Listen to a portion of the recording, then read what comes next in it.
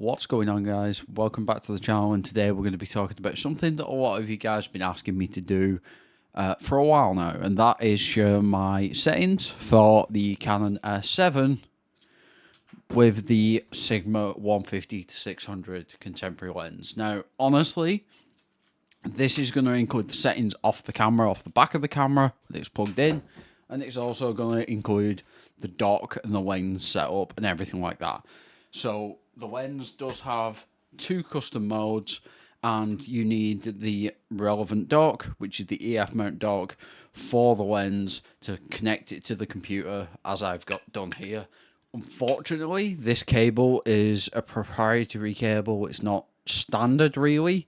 So that cable you do need to keep hold of. As you can see by the dock itself, that's the type of connection it is. So what you need to do is connect it up to the lens, connect it up to the computer, and then open a piece of software, which I'll show you how to download right about now.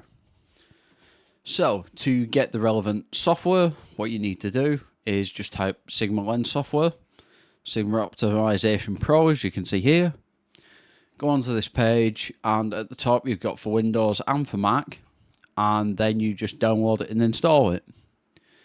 Once you have installed that, what it allows you to do is open this piece of software, which you'll see is now updated on my computer. You can see that the actual thing has said that it's not connected at all at the moment. I just need to unequip the adapter from the lens and then connect the actual dock to the lens.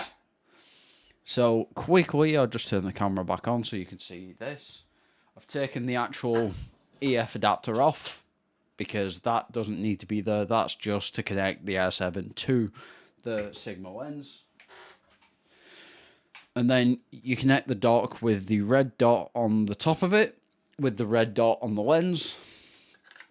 So as soon as that is lined up, it'll just slide right on. And now you can see that that is connected. Now, we'll switch back to this, and you can see that now it's checking whether there's any firmware update for the lens and reading the current settings that I have now got set up on the lens. So what we're going to do is we're going to have a look at and see whether there's a firmware update. This will give you an idea of what the current one is. So the current one is version 2.03, which is the one that we have. Customization, this is where it gets a little different. You go into this, you don't need to mess with any of these because this is for the general settings of the lens, and what we want to do is have the availability to have the general settings and then our custom modes that we're going to set up. So custom mode 1, you can see I have customized, and custom mode 2, you can see that I also have customized. If I turn the camera back on and just show you the side of the lens, you can see that custom mode 1 and 2 are right here, and you can see that the switch at the bottom is the one that you enable these with. And you can see that certain other things like the lens stabilization and different things have been turned off on this. Normally, I would set it up as this. So you can see that I've got autofocus on. We've got the autofocus bracketing set to full, and then the image stabilization, or the OS, set to 1 as well as custom mode 1 or 2. I will switch. It's a little cack-handy trying to do it on here, but I will have it on custom mode 2 or custom mode 1, depending on what I want to shoot and the type of tracking and autofocus that I want.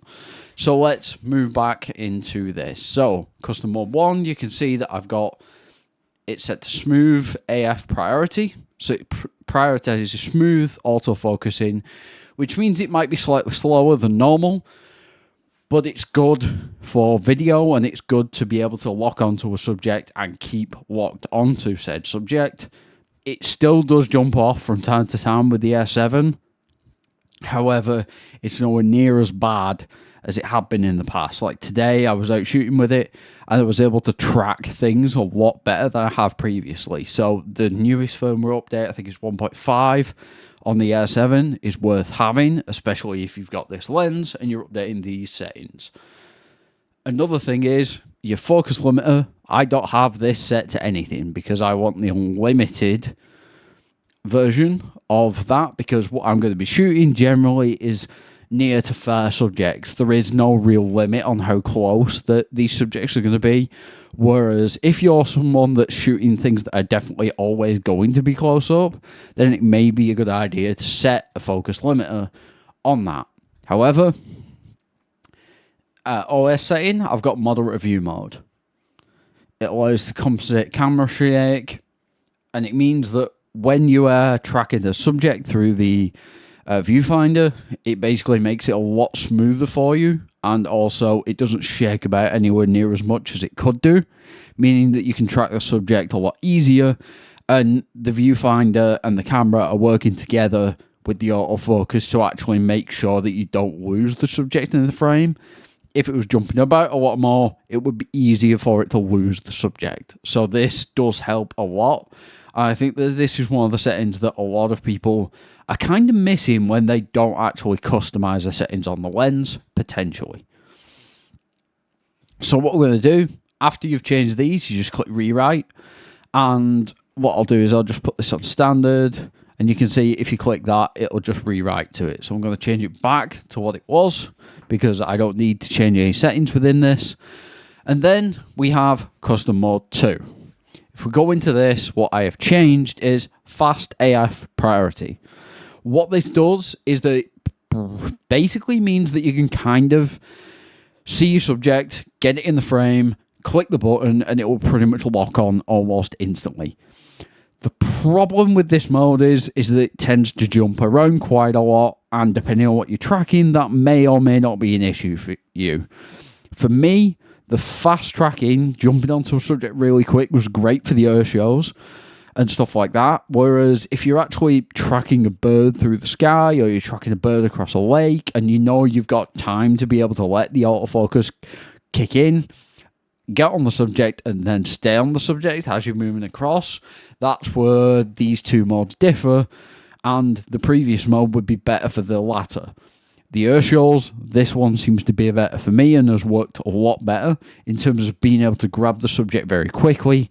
As long as I'm clicking the right focus button and everything like that, it makes it 10 times easier to be able to focus on the subject that you need to, and then keep track of it. But then even if you do lose track of it, you can gain back on the subject pretty quickly, or switch between subjects very quickly. At an air show, you kind of want to be able to do that. Whereas if you're in the wild, in the wildlife, tracking birds or animals or whatever else, sometimes you don't want to be jumping from subject to subject. You want to keep focused on just one. So that's where the two modes differ. Again, on here, focus limiter, I have nothing set, and then I have moderate view mode as well. Now, this one I have played about with the other two, and either way, it doesn't seem to make that much of a difference on this one. So dynamic view mode is just as good as standard or moderate view. So I've just kind of left it at the same, because the difference between the two modes for me is how quickly I can get on subject and then change between the two subjects. And that's how I choose between whether I want custom mode 1 enabled or custom mode 2. It depends on what I'm shooting. So moving on, we now have all of this set up, which is all well and good.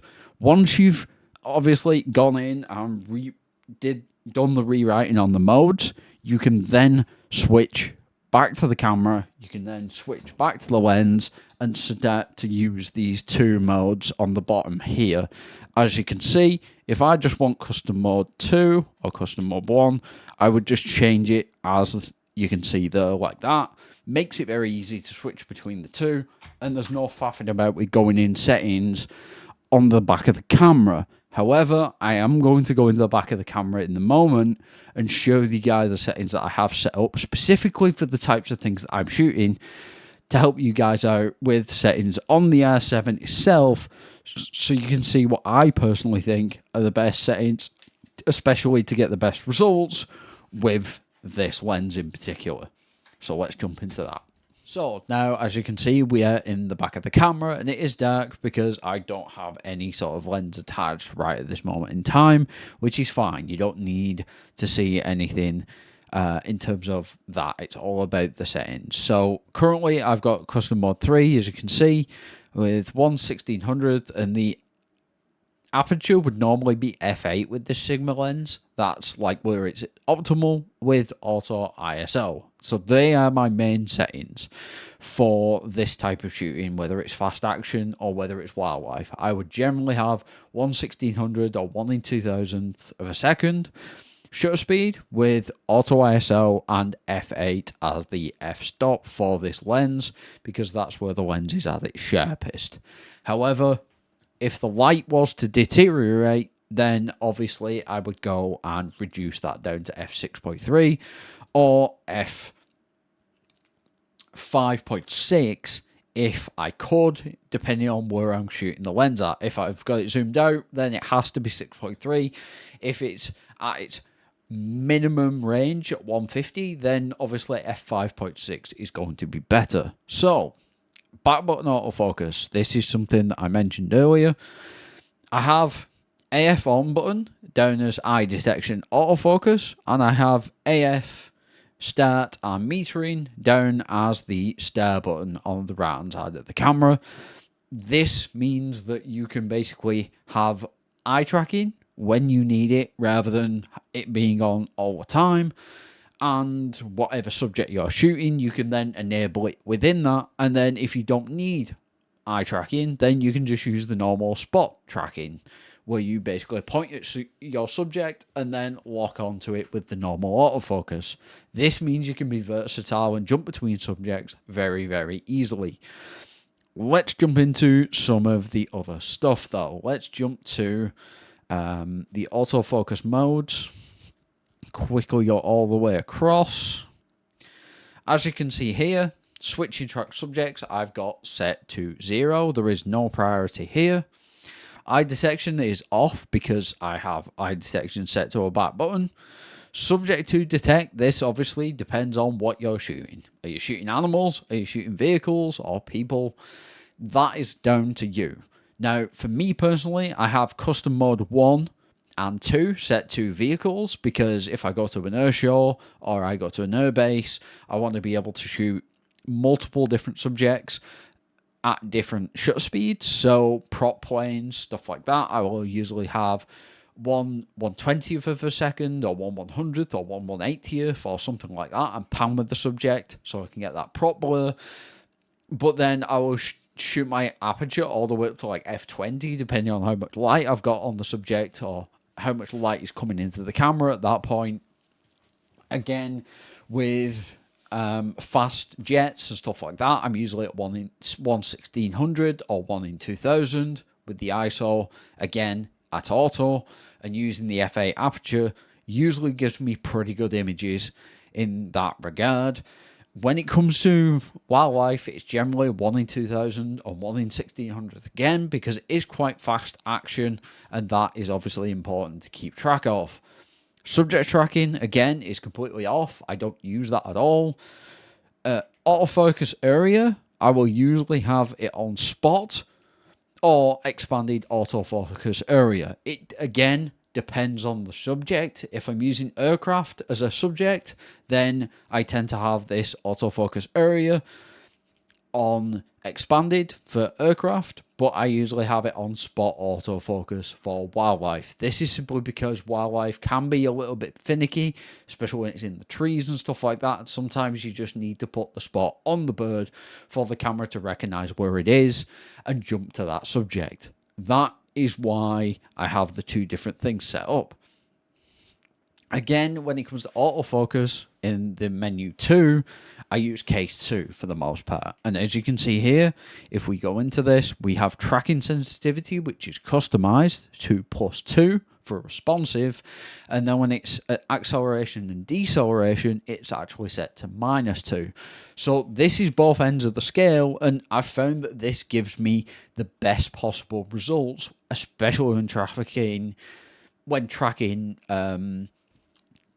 aircraft and animals, when it comes to the combination of this camera with the Sigma lens. Personally, I don't have preview AF on or one shot or anything like that.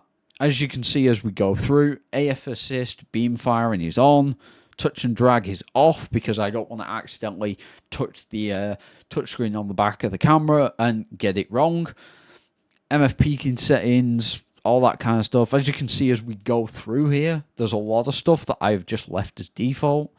Electronic full-time MF is important to have on if you have a control ring or if you have a focus ring on your lens. Now, the Sigma one does have a control ring, or not a control ring, but a focus ring, and you can manually override your focusing within the camera by using that setting, and that is really important. Again, we're going to go all the way to a custom menu, which I have created. This is my menu 1. As you can see, raw burst mode, the pre-capture feature is disabled by default on mine, and that is how it is in the camera in general, but I have it set up.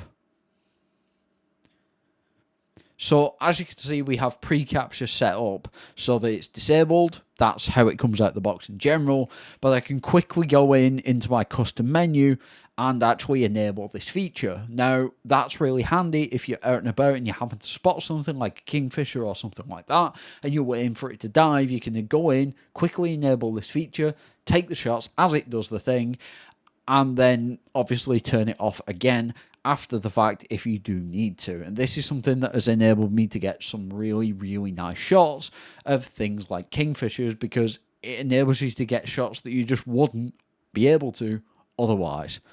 Drive mode, we're in high speed continuous, because this gives us the fastest frame rate possible in whatever mode you are shooting, whether it's mechanical, electronic first curtain, or fully electronic. Now, my pick for the shutter mode, unless I'm in raw burst mode, which can only be electronic, as soon as you turn raw burst mode on, it will switch. Electronic first curtain has given me the best results by far. This does not have any rolling shutter, or if it does, it is very, very limited to what rolling shutter there is. I haven't really seen much. It tends to be, if there's anything wrong with the images, it's because it's not in focus, rather than rolling shutter and bendy trees and stuff like that. So, in reality, electronic first curtain is the best mode that you can be shooting in on the R7.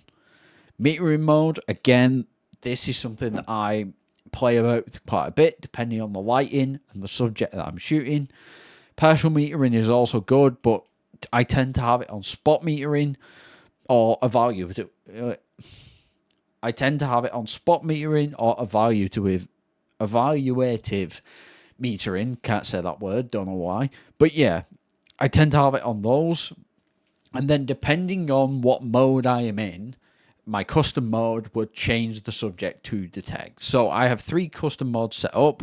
And as you can see, if I go to custom mode 1, and then I go back into that menu, you can see the subject to detect is vehicles. If I go to custom mode 3, which I was on, and go back into that menu, it's animals. And again, the exposure compensation is something that I have in this menu that I can quickly go and access and change really, really quickly.